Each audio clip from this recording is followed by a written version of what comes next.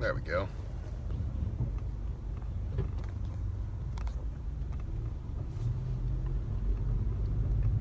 What's up, ladies and gentlemen? It's Alexander, obviously.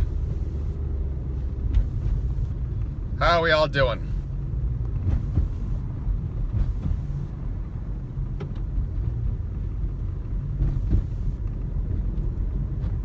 Good day.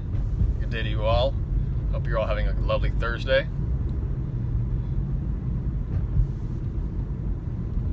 I bought your butt books, My Life Won't Be Shit. Good for you, brother. If you have any questions, let me know. Let me know. Alright, so, red flags in women. So perhaps some of you have seen the thoughterry that has come out for the tweet about multicolored hair. We've had lots of toxic thoughts, thoughtopotamuses. It's been like a thought bonanza. Now, joking aside, there has been a character trait that's displayed itself that I think is very relevant when it comes to character assessments of anybody that you're meeting. Obviously for men and also for the women, you can reverse this, but for the men, speaking to the gentlemen, when you are meeting women and you're trying to figure out what are good qualities to look for, what standards you should have. Yeah, I've talked about this many times. Everybody has standards. You got to have standards. So, what has emerged from the discourse on that thread has been a trait that you usually don't hear talked about, but it's very relevant, and that is the trait of being shameless. And what I mean by shameless is literally that. It's women where they have this belief that there is no such thing as shameful behavior, and to endure any kind of criticism of their behavior from anyone is either slut-shaming, patriarchy, women being bad feminists who criticize them, and henceforth all their behavior, in essence, is flawless. Everything they do, they can do no wrong. And this shamelessness, it carries over into how they deal with reality, because anything that basically doesn't align with how they think, it is violent, it's patriarchy, it's society trying to hold them down. So they're perpetually a victim of themselves in this way. And at times, obviously, like this character trait, it is quite obvious in how it manifests in its personality. Some of the girls' profiles that I've looked at who have been attacking me, it's quite funny, and I'm not really firing back too much because I look at the profile and it's very typical. Something about, I don't know, like proud, man-hater feminist, fuck patriarchy, fuck men, fuck everybody, fuck anyone who disagrees with anything I think at any time.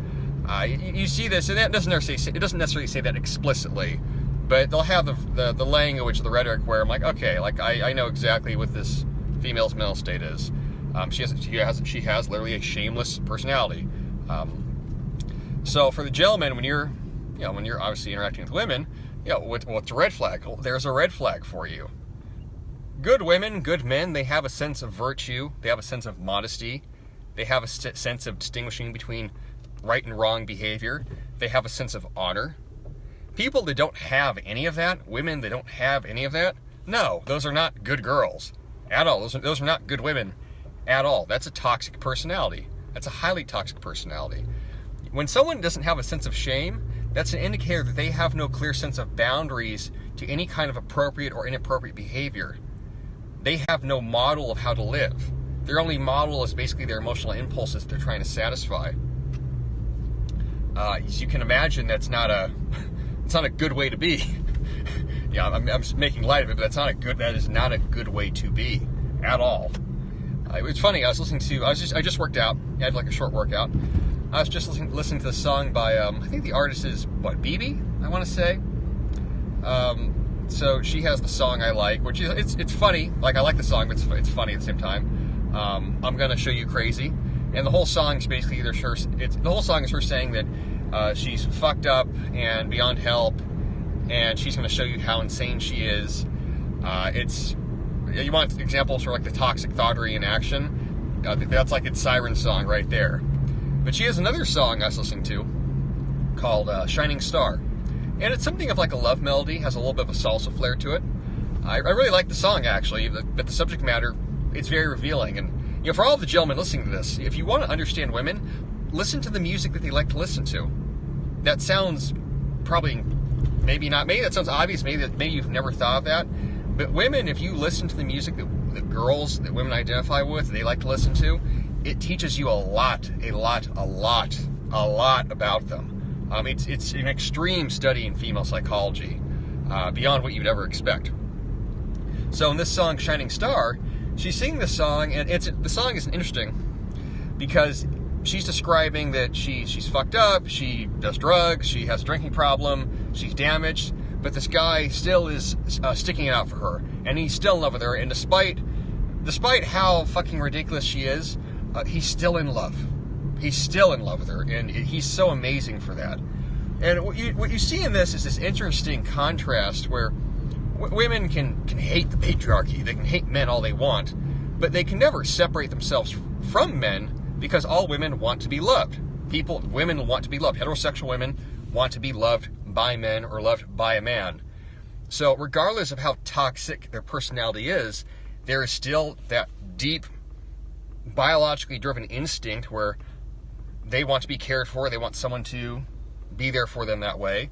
And henceforth, they create these dynamics where they can claim that the truest kind of love is love where the guy loves you no matter how fucked up you are. That's real love. That's real love. What an amazing guy for loving me despite me having every kind of fucking personality issue flaw you could ever imagine. What a man. Now, the thing is, though, this doesn't play out in real life, obviously. Wanting to be damaged and wanting to be damaged and identifying with your victimhood and then wanting someone to be in love with you for that, it's very incongruent, obviously. You could compare it, let's say, to a girl being in love with a super fucked up guy. He's probably going to hurt her and fuck up her life and ruin her, but she still is in love with him. It's an unhealthy relationship, obviously. I don't think I need to say that. Obviously, it's unhealthy. And then vice versa. You have these women where they are victims of themselves, and they want a man to love them for that. And this never works out, of course, because damaged people don't attract healthy people. You get what you put out. Your energy is what draws energy back to you. That's always going to equalize. But we can still wish. We can still wish. Wishful thinking. We can still wish for it to happen, even if it's never going to happen.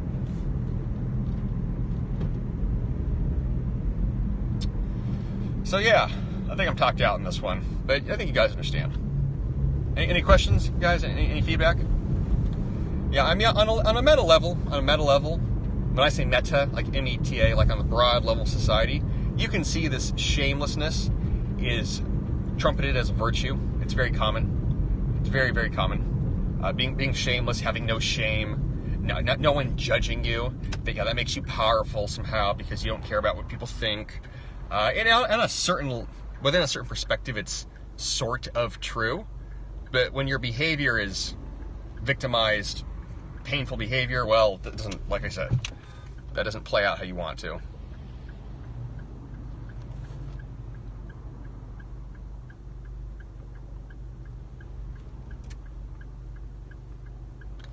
Feel the shamelessness as they feel panic and insecurity, something like that. Just broke up with my girl. She's a picky eater and wanted to settle down. I don't know if that was a good idea, but good for you. How are girls able to go from long-term relationships into something new? Well, because, why are girls? Why? Women are evolved to handle trauma. Part of the thing that men don't account for with female behavior is that women, because they are emotional, they're quite good at moving from emotion to emotion to emotion. That is femininity in a nutshell. Femininity is emotional. And if you can imagine evolving in a primal kind of situation where women have to deal with the pain of childbirth, they have to deal with the pain of losing children, they have to deal with the fear that maybe their tribe's going to get invaded and they're going to be taken as prisoners of war and get raped by the new guys. You have to be able to handle all that. You have to. And you can't be emotionally weak. So, yeah, in a way, women's emotionality is actually it's a strength. It really, really is. Men don't. You probably have never thought of it that way if you're a guy. But women's emotional nature that does make them strong. It does.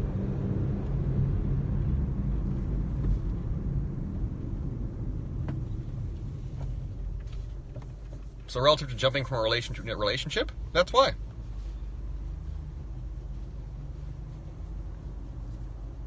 Now, that said, there are women where they break up and, there are women where they break up and they're hurt about it for a long time. That does happen. That does happen. But yeah, the behavior where a girl gets out of a relationship, a month later she found a new guy. Men want to love women. There's also that factor too. It's not so hard for a woman that's in pain where a man can pick up on that and he can want to rescue her or save her or be there for her. How do women cope? By listening to depressed music? To me, it just makes me more depressed. That's personality. I listen to depressing music all the time, but it doesn't depress me.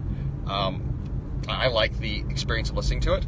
It's not making me feel that way necessarily. That said, music is programming, so you pick and choose based on how it makes you feel. If listening to sad music makes you sad, then maybe don't listen to it.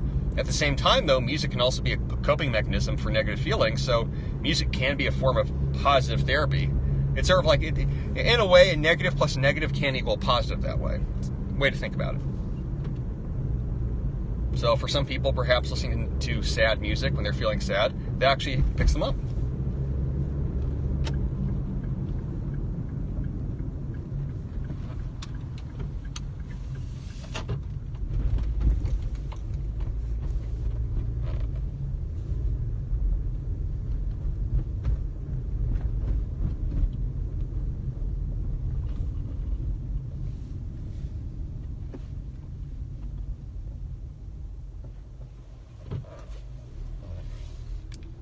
Anything else, ladies and gentlemen?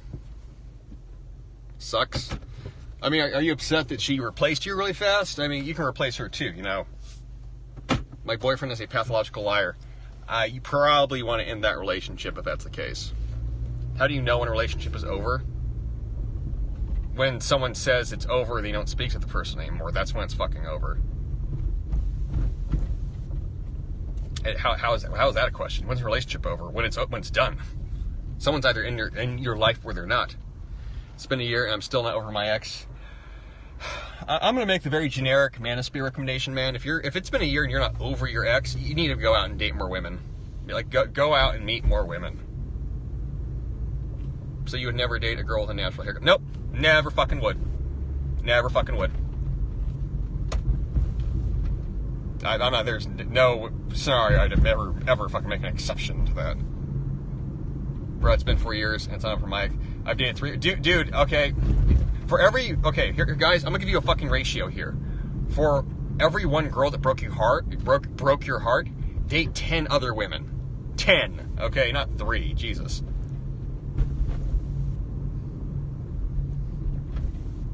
Yeah, in fact, go for like 100. Fuck it. Go for like 100. Man, you're not over your ex, go talk to 100 girls. Just go talk to women, fuck. God, I can't cover my ex shit, okay? There's like 3.5 billion women in the world. Yes, I'm sure your ex was fucking amazing. I'm sure someone else is more amazing. Always think you're going to meet a more amazing person. Now, that said, that comes to caveat. Like, don't meet somebody and want to be committed, and be like, oh, I could find better. Like, know when you've got something good. But if you're languishing about an ex and it's 3 years later, you gotta fucking work through that shit. Gotta work through that shit. Jesus. I hurt too when I broke with my ex. But you know what? I went and talked to other women, and then I felt better about it. And you also have to account for also your retroactive hindsight bias. Guys love to... Women do this too, but men... Yeah, I'm speaking to gentlemen. Men will do this thing where they're with a girl, and all the things she does that drive you fucking insane, and stress you out, and you have no peace of mind, and make you question why the fuck you're in a relationship. And then the relationship's over, like it ends, and then somehow all you remember is like, oh man, like the times in bed, and the sex maybe, and she was amazing, and like you completely forget all the negative shit, and then all you remember is just the good things, which is not a bad thing. That helps people handle bad memories. But at the same time, you have to realize, like, you are screwing yourself over with that. Now, I'm not saying to sit there and think about all the things she did that pissed you off and drove you crazy and made you want to break up with her in the first place, but recognize that, no, the relationship was not 100% rosy. There's probably a reason why it ended. Quick tips, use notes for rebounding from breakup. Just go interact and socialize, and don't isolate yourself in like a hole of self-pity. Yes, you're going to need time to process. You're probably going to want time alone. But when people spend their time on these negative emotions after a breakup, and you amplify it in your mind, then it festers and it grows, and it festers and it grows. Then it takes over your head. Then all you have is this pity complex and sadness and these memories that keep haunting you.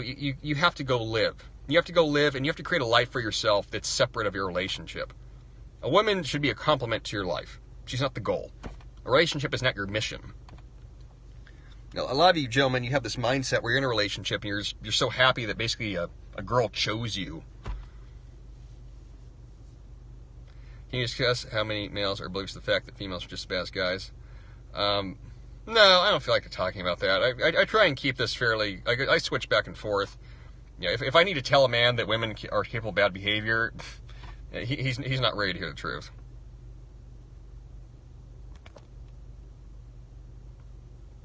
Most men are narcissists. Honey, most women are narcissists. that sword cuts both ways.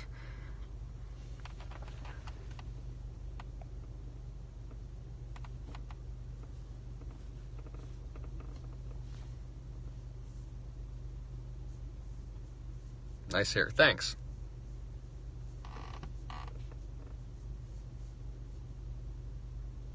Most people, everyone is a narcissist on some level. Oh my God. It's like the people that don't think they have an ego. I killed my ego. No, you have an ego about not having an ego. A lot of guys don't have a purpose. That's why they can't cover their exes. That's true. That's very true. For a lot of men, just being with a woman is such like a prize in their mind. They build their whole life around it and their self-esteem and their future. And then when that goes, it goes. And then they don't know what to do with themselves.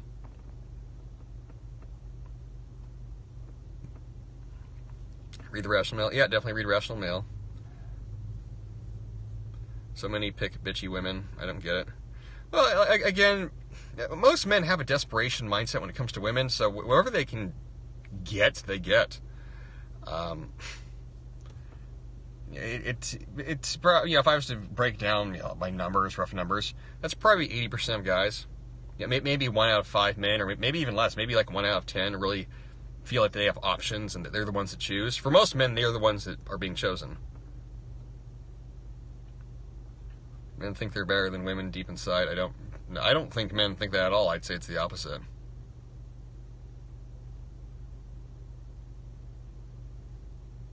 Going on a thought patrol.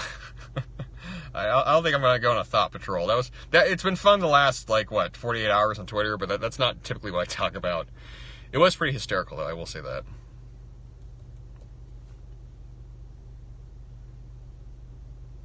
It's a known fact that many women think they're above men.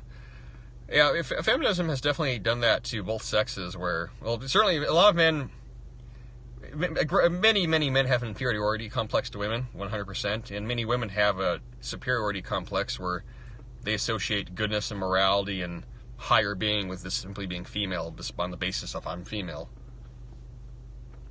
How did you get to be so calm the way you double down? Well, when people attack you online, for most people, it's a freak out moment. That's very common. Like, if you've never been a public figure of any kind, and when I say public figure, I don't mean that I'm famous, but I mean if you've never been like a public figure in the sense that you're popular within some sort of online social circle or some setting, and you get criticized, like I said, people resort to panic. They resort to being afraid. It's a situation that they're very out of control of, they feel. So even if the criticism is silly, even if it's people attacking you, we're like, who the hell are you? Yeah, it prompts fear. In my case, I'm so used to it, and how do you handle it? You have to just throw it right back at them.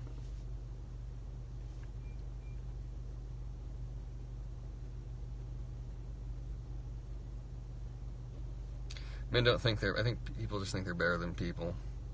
Well, everybody would like to believe that they're better than everybody else. That's pretty much a given. Yeah, relative to the feminine imperative in the last roughly 70 years of cultural Marxism and social conditioning, women definitely have a superiority complex in many areas. That's why women are so sensitive to being criticized about anything. That's one of the things difficult with coaching women. Like on a one-to-one level, you can have a relationship, but women at large, they tend to react very fucking poorly to any kind of critique. At what point does throwing it back at them become a waste of your time? I mean, I'd already kind of consider it a waste of time like today. That's why I'm not going to stay on it. Women as well as men need to know they're not married to their mother or father. Always apologize if you made a mistake. Never apologize if you didn't. Yeah, something like that.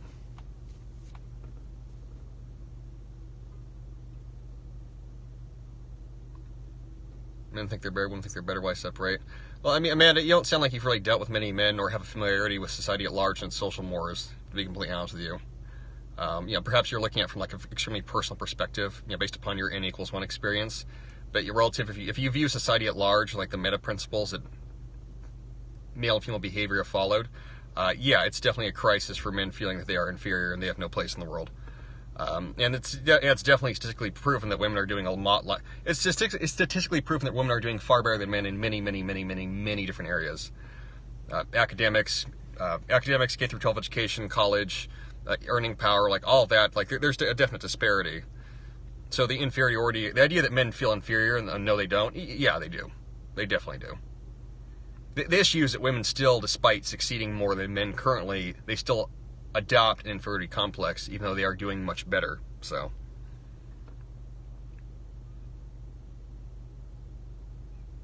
what to do with women who are anti-Trump? Probably don't date them, honestly.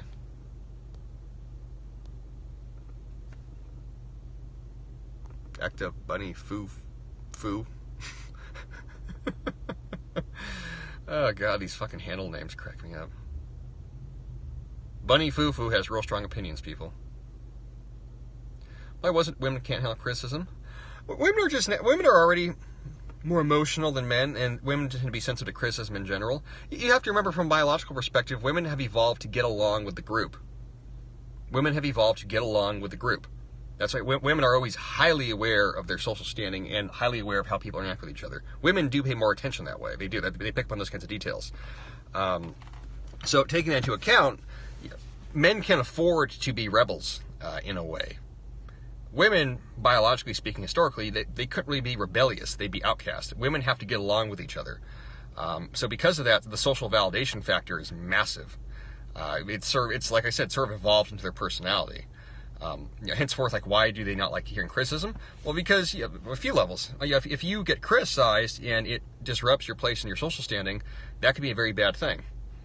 If you ever read the book Queen Bees and Wannabes, which is, I forget the author, she's female, very, very excellent book to discuss female dynamics.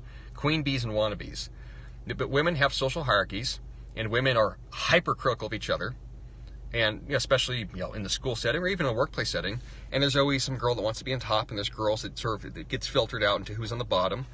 And everybody wants to either be near the top or be associated with the in crowd that way. So when you call a woman out in her behavior, even the language that gets used, you're calling her out. No, you're addressing a critique.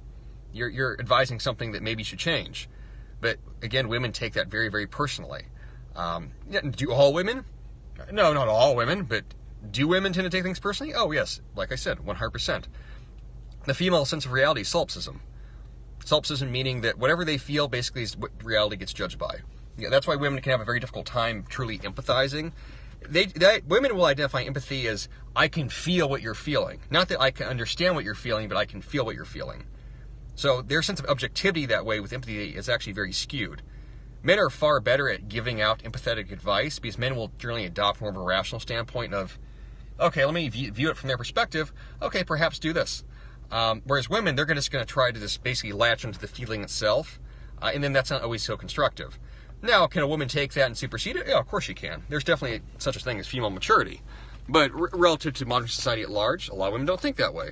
Their feelings are what is real, and any criticism of their feelings is, like I said, mansplaining, hating them, shaming them.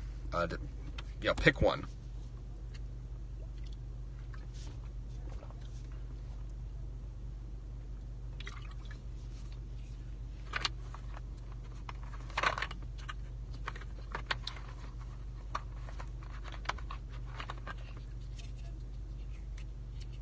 Going back to the original point of this video cast, Periscope, what was I talking about? Shamelessness. Shamelessness being a virtue.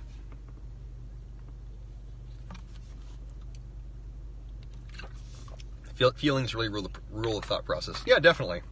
Yeah, and ideally in a mature woman, women, ideally as they mature, they balance out feeling with logic and rationality, and they can use that to their advantage. And that's why women can be Women are highly persuasive, highly persuasive. Beauty is very persuasive. Yeah, and women that are, like I said, mature and I'll say well developed, their persuasionary abilities are off the charts. Yeah, and they tend to be very perceptive to how people's feeling state, and they can actually work through that and do something constructive with it.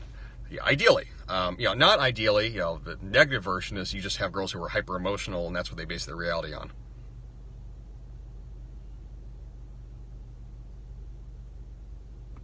That's why usually when they get older, they think we different. Well, everyone should be thinking differently as they age. Again, what you see today is something of like an immaturity complex where people don't really progress past the point of being teenagers in a way.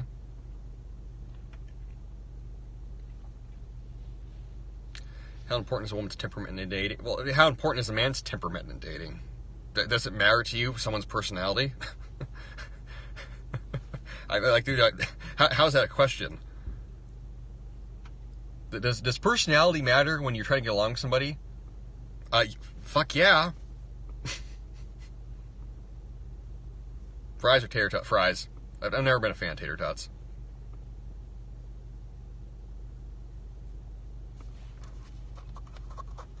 Any final questions, people?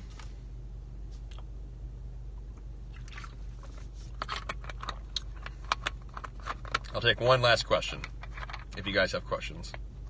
Yes, no, maybe so. You know it.